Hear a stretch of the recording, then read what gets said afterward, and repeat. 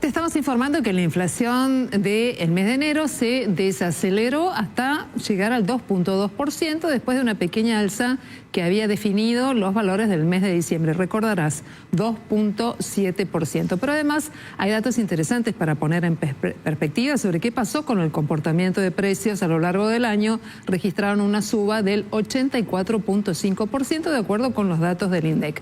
Vamos a hablar de este tema y por eso invitamos aquí a Noticias a las 20:30 al economista Aldo Abraham. Hola Aldo, qué gusto saludarte. Muchas gracias por acompañarnos. ¿Cómo estás? Muy bien, un gusto para mí estar con ustedes. Buenas noches. Bueno, vamos Aldo, mes a mes, observando qué es lo que ocurre con el comportamiento del índice de precios al consumidor. Ese 2.7 de enero tiene hoy un correlato, de acuerdo con la información oficial, del 2.2.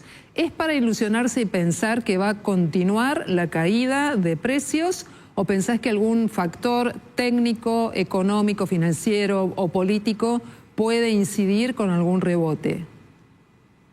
No, yo creo que la desaceleración de la inflación va a continuar.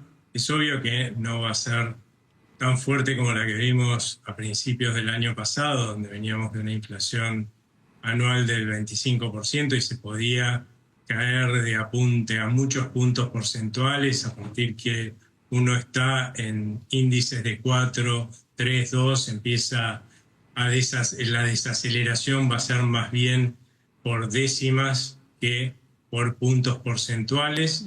De hecho, nosotros estamos esperando que mañana vamos a tener un relevamiento nuevo que en febrero esté por debajo del 2% la inflación y que se instale ahí ya definitivamente a partir del segundo trimestre. Esto fundamentalmente, este recorrido que viene haciendo la inflación, fundamentalmente tiene que ver con el cambio que se hizo durante esta gestión. Antes se producían todos los pesos que demandaban los gobiernos de turno para financiar sus excesos de gasto, lo cual era muchísimo más de lo que nosotros demandábamos, los argentinos demandábamos.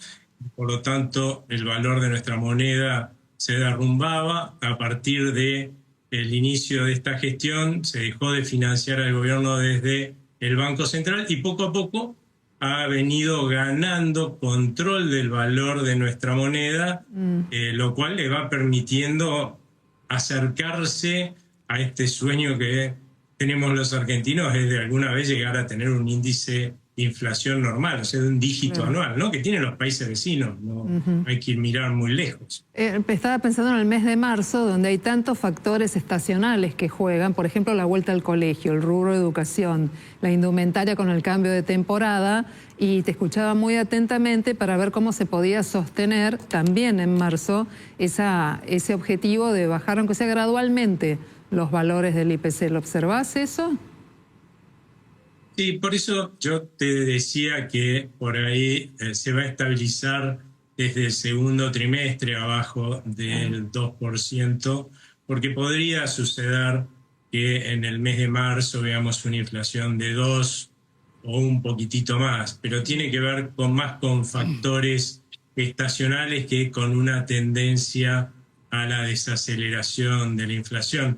En realidad, el Banco Central todavía no ha conseguido el control del poder adquisitivo de nuestra moneda que tienen los países vecinos, simplemente porque el Banco Central que recibió este gobierno lo recibió absolutamente quebrado, y los bancos centrales de los países vecinos, que le dan un dígito de inflación al año a su gente, tienen un mínimo de solvencia. Hoy el Banco Central argentino ha recuperado, o sea, ha logrado bajar muchísimo esa quiebra con la cual se lo heredó, pero todavía, por ejemplo, no tiene reservas propias, ¿no? Tiene que usar reservas ajenas, menos que las que digamos que cuando asumió este gobierno, pero sigue estando este problema, que creo que se va a ir solucionando a lo largo de este año.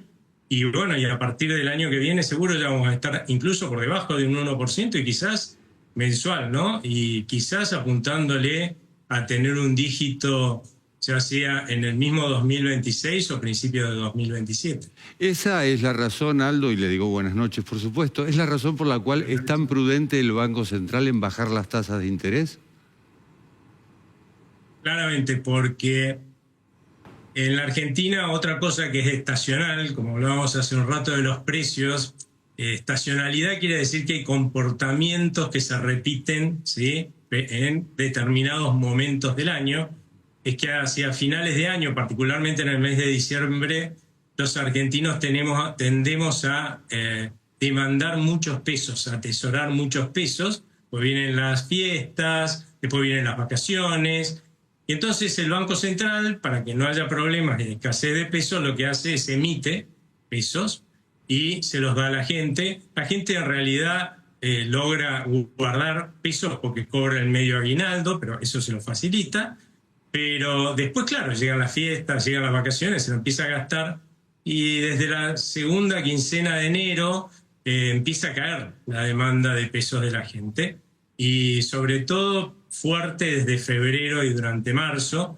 Así que creo que eso va a condicionar o va a volver mucho más cauteloso al Banco Central con respecto a la baja de tasas, porque lo que va a necesitar es poder rescatar, ¿sí?, la gran parte de esos pesos que la gente va a estar dejando de demandar para que no se deprecie nuestra moneda y no presione sobre la inflación ni sobre los dólares paralelos. Así que sí, a eso va a hacer que sea mucho más cauteloso, por lo menos hasta el mes de abril, el Banco Central con las bajas de tasa. Bueno, Aldo, nos imaginamos todos tomando nota, especialmente los que en finanzas pasan, ¿no?, del peso al dólar, del dólar al peso, inversiones en pesos y todo lo demás. Pero voy a dejar los mercados y las finanzas y voy a bajar a tierra, ¿sí? Porque hoy, además de conocerse los datos de inflación, se conocieron los valores de la canasta básica total y la canasta alimentaria.